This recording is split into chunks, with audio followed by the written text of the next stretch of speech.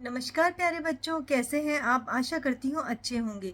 तो आज हम करेंगे आपकी पाठ्य पुस्तिका साहित्य वैभव का अध्याय बिहारी के दोहे। शुरू करने से पहले आपसे गुजारिश है, मेरे चैनल ई अध्यापक को प्लीज़ सब्सक्राइब करें और दोस्तों के साथ शेयर करें, लाइक करना ना भूलें। और लास्ट में मुझे कमेंट करके बताएं कि आप कर्नाटका के कौन से पार्ट से मुझे देख रहे हैं। तो चलिए शुरू करते हैं। तो आज हम कर रहे हैं बिहारी के दोहे, बिहारी लाल द्वारा रचित। सबसे पहले हम जानेंगे कवि परिचय। गागर में सागर भरने वाले रीति काल के श्रेष्ठ कवि बिहारी लाल का जन्म ग्वालियर के पास बसुआ गोविंदपुर नामक ग्राम यानी विलेज में हुआ। बिहारी अपने समय के असाधारण कवि थे। बिहारी सतसई सबसे अधिक लोकप्रिय और प्रसिद्ध रचना है, यानी इनकी बुक का नाम है। इस ग्रंथ पर अनेक भाषाओं में टीकाएं लिखी गई हैं। आपके दोहों का मुख्य विषय श्रृंगार वर्णन है। आपने भक्ति और नीति विषयक दोहों की भी अत्यंत सफलतापूर्वक रचना की है। बिहारी सतसई श्रृंगार का तो सागर है ही, साथ ही मानव जीवन और समाज के विभिन्न पहलुओं की मार्मिक और निर्माण पूर्वक झांकी भी प्रस्तुत करता है। आपकी नीति के दोहे सांसारिक ज्ञान को सामने ला देते हैं। सतसई में जीवन के प्रत्येक क्षेत्र की सामग्री उपस्थित है। विषय की व्यापकता रीति काल के अन्य कवियों से नहीं मिलती। बिहारी जी की भाषा भंडार अत्यंत विस्तृत है। अपने भावों एवं परिस्थितियों के अनुकूल ब्रज और संस्कृत भाषा के शब्दों का सुंदर प्रयोग किया गया है। प्रस्तुत दोहों में कवि बिहारी लाल ने श्री कृष्ण गोपिका का प्रेम, मन की शुद्धता, दान की महत्ता, मन की दुर्बलता आदि का चित्त आकर्षण वर्णन किया है। तो चलिए अब अध्याय शुरू करेंगे। पहला दोहा है, कनक कनक ते 100 गुनी, मादकता अधिकाए, उही खाए बोराए, इति पाए ही बोराए। इसमें कनक कनक दो है। एक कनक धतूरे का पेड़ होता है, जिसके अंदर धतूरे का जो बीज होता है उसको खाते हैं लोग नशे के लिए। दूसरा कनक जो है सोने के लिए उपयोग किया गया है। तो इसमें कहा है कि धतूरा और सोन से अधिक 100 गुना अधिक मादकता यानी नशा जो है वो सोने को प्राप्त करने से होता है। कनक कनक ते 100 गुनी, कनक यानी धतूरे से 100 गुना अधिक मादक जो है वो सोना होता है। उही खाई बोराई, यानी धतूरे को खाने से लोग बोरा जाते हैं, पागल हो जाते हैं। यही पाई बोराई, लेकिन सोने को तो केवल पाने मात्र से ही लोग जो हैं बोरा जाते हैं, पागल हो जाते हैं। अगला है, जप माला छापा तिलक, सरे न एको कामु, मन कांचे नाचे वृथा, साचे राचे राम। इसके अंदर बिहारी जी ने कहा है कि हमें प्रभु की जो आराधना है वो सच्चे मन से करनी चाहिए, किसी भी प्रकार का ढोंग नहीं करना चाहिए। जप माला, माला जप कर, छापा तिलक, सिर पर तिलक और छापा लगाकर, सरे न एको काम, कोई भी आपका काम जो है वो हो जाएगा ऐसा आप मत सोचिए। यानी अगर आप भगवान की भक्ति का ढोंग करते हैं और आप सोचते हैं कि आपके सभी काम जो हैं वो सध जाएंगे, तो ऐसा नहीं होगा। मन कांचे नाचे वृथा, आपका मन अगर प्रभु की भक्ति में सच्चे भाव से लीन होगा तो आपकी जो वृथा है, आपके दुख जो हैं वो सभी समाप्त हो जाएंगे। सांचे राचे राम, तो प्रभु राम जो हैं वो आपके सभी दुखों को हर लेंगे। अधर धरत हरि के परत, ओठ ठीठ पत ज्योति, हरित बांसुरी बांस की बांसुरी, इंद्र धनुष रंग होती। इस वाले दोहे के अंदर बिहारी जी ने कहा है कि किस प्रकार श्री कृष्ण के अधरों पर रखी हुई बांस से बनी हुई बांसुरी जो है उससे इंद्रधनुषी रंग चारों ओर फैल जाते हैं। अधर अर्थात होठों के ऊपर धरत रखते हैं हरि यानी श्री कृष्ण बांसुरी को। उनके होठ जो हैं वो उनके ऊपर अगर दृष्टि डालें तो, और उनका जो वस्त्र पट यानी उनके वस्त्र जो हैं वो भी बहुत अधिक चमकीले हैं। ऐसे में जब हरे रंग के बांस की बांसुरी श्री कृष्ण अपने होठों पर रखते हैं तो उससे जो मधुर झनकार निकलती है, उससे ऐसा लगता है मानो चारों ओर इंद्रधनुष के रंग जो हैं वो फैल गए हैं।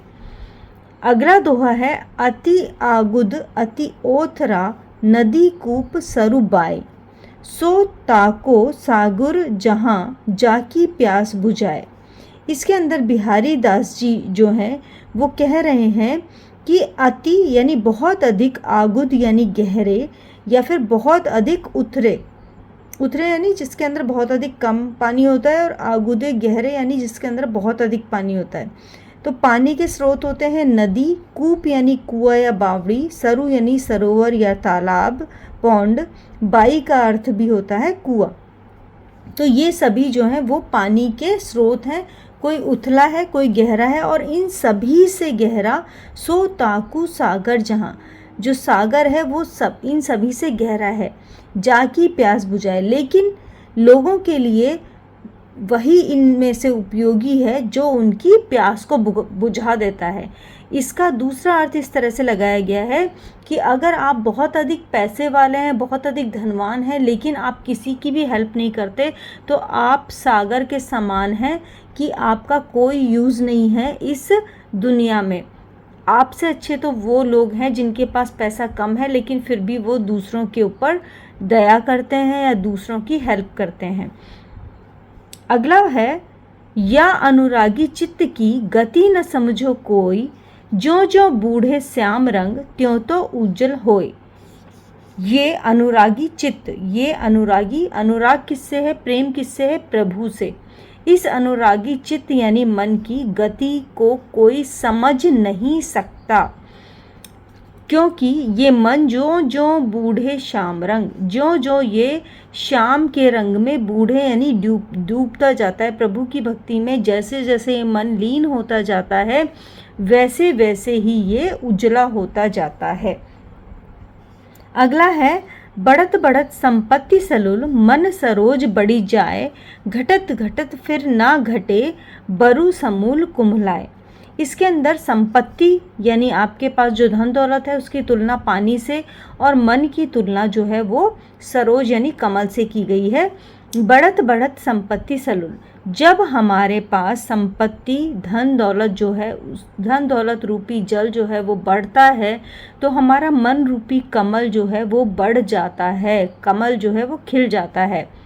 लेकिन जब संपत्ति रूपी जल जो है घटत घटत फिर ना घटे, घटता घटता और फिर और अधिक घट जाता है, तो क्या होता है, हमारे मन रूपी जो सरोज है, कमल है, वो भी कुम्हला जाता है। लेकिन बरु समूल कुम्हलाए, वो पूरा कुम्हला जाता है, लेकिन उसकी जड़ जो है वो समाप्त नहीं होती है। अगर वापस से संपत्ति आती है तो वापस से हमारा मन रूपी सरोज जो कमल जो है वो खिल जाता है। इसीलिए अगर हमारे ऊपर कभी विपत्ति आ जाती है तो हमें घबराना नहीं चाहिए, बल्कि धैर्य से उस विपत्ति का सामना करना चाहिए, क्योंकि वापस से आपको संपत्ति और धन धान्य मिल सकता है। समय समय सुंदर सबे, रूप करूप न कोई, मन की रुचि जेती जिते, तित तेती रुचि होई। इसके अंदर बिहारी जी जो हैं वो बता रहे हैं कि संसार के अंदर कोई भी बहुत अधिक सुंदर है या कोई बहुत अधिक कुरूप है, ये आप नहीं कह सकते हो। इस संसार में सभी लोग सुंदर हैं, कोई भी कुरूप नहीं है। समय समय सुंदर सबे, समय समय पर सभी लोग जो हैं वो सुंदर होते हैं। रूप कुरूप न कोई, किसी भी व्यक्ति का या किसी भी वस्तु का जो इस संसार में मौजूद है वो कुरूप नहीं हो सकती। मन की रुचि जेती जीते, आपके मन को या किसी और के भी मन को जिस चीज़ के अंदर रुचि होती है, तित तेती रुचि होए, तो उसको वही रुचिकर वस्तु जो है वो सुंदर लगने लगती है। तो इस संसार में कोई भी व्यक्ति, कोई भी मनुष्य या कोई भी वस्तु जो है वो कुरूप नहीं है। केवल आपको वो नज़र चाहिए जो आपको सुंदर समझती है। तो इसीलिए अपने आप को कुरूप या कम नहीं समझना चाहिए। कहे यह श्रुति सुमृते, यह सयाने लोग, तिन दबावत निस्कही, पातक राजा रोग। तो कहे यह श्रुति श्रुम्पते। तो इसके अंदर, इस दोहे के अंदर बिहारी जी कहना चाहते हैं कि जो वेद पुराण है जिनके अंदर यह बताया गया है, ये सयाने लोग बोल कर गए हैं कि 3 दबावत निष्कही। जो गरीब हैं या फिर जो दुर्लभ व्यक्ति हैं या फिर जो लोग अशक्त हैं, उन लोगों को केवल 3 लोग जो हैं वो दबाते हैं। इसके अंदर पहला है पातक। पातक का अर्थ होता है पाप, राजा यानी आपसे अधिक संपन्न लोग, और रोग यानी कोई डिजीज़।